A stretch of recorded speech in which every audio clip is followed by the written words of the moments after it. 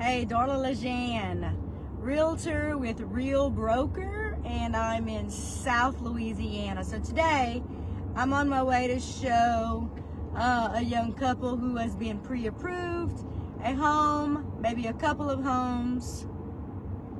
And what I want to talk to you about today is this. My son is 21. He just graduated from college, just got his first job, and these are the things I'm telling to him.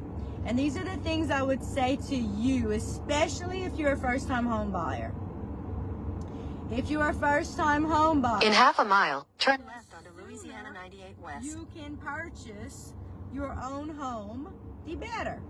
The sooner you can stop paying rent on something you will never own, the better.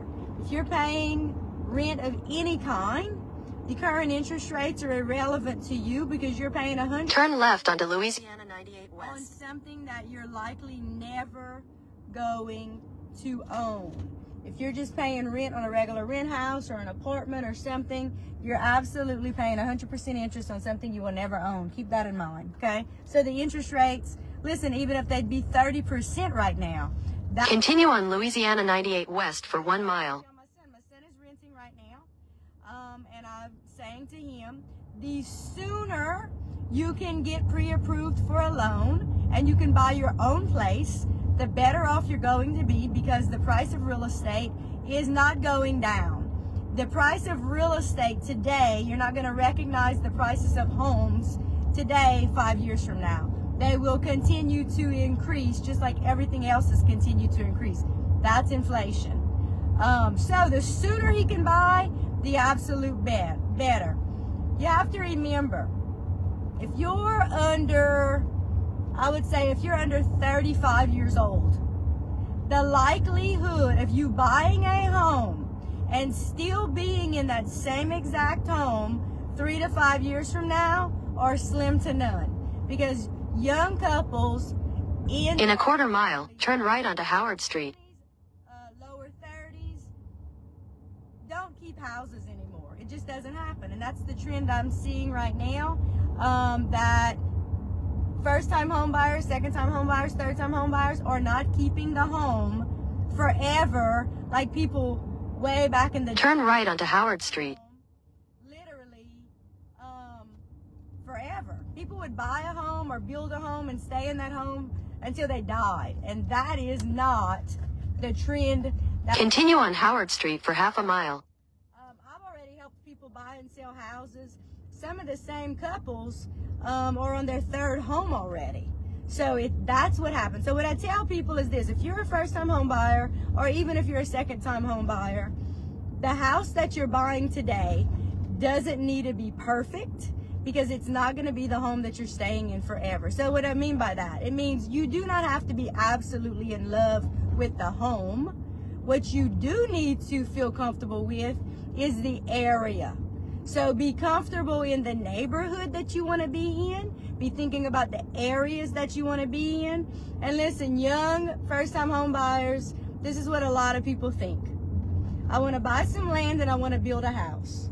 Yeah, that's a great goal to have. In fact, it's the goal that I had. But that didn't happen to our third house. In 1,000 feet, continue on to Doosan Avenue. 2-bedroom, 1-bath home for the first 8 years of our marriage. Then we bought another house, completely gutted it, flipped it, sold it 5 years later, and then we built in the country. And that was 13 years ago. And believe me, the house is not perfect. If I could rebuild today, I'd rebuild, because your needs change so quickly. So if you are a first-time home buyer, this is what you need to think about. The house that you're buying today is likely not going to be the house that you're in. Continue for 5 miles. Forever. Probably less than 10 years. So find an area that you're comfortable living in for now. And it may not be if you don't have kids yet, it's probably not going to be the house that you're maybe going to want to be in once you have children. So once you have children, you need to be thinking about, okay, what school zone do I want to be in? Or does the school zone not even matter, because we're going to send our kids to a private school anyway, right? So those kinds of things. A lot of people believe that you need to have 20% down to buy a house. You absolutely do not.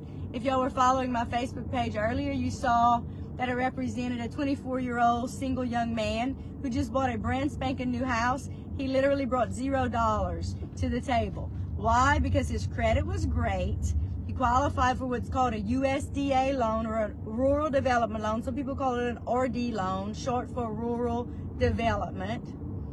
And basically, if you're a buyer who makes less than, I think it's about $138,000 a year, and you want to buy anywhere outside of the city limits of Lafayette or Lake Charles, and your credit is somewhat decent, you can qualify for 100% financing, which means you bring $0 to the table.